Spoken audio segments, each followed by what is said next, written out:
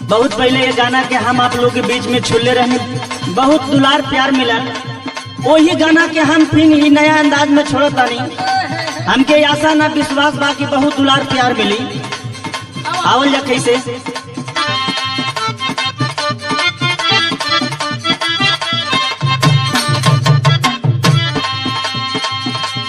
रतिया होले गरमिया ना डोले पमाना माना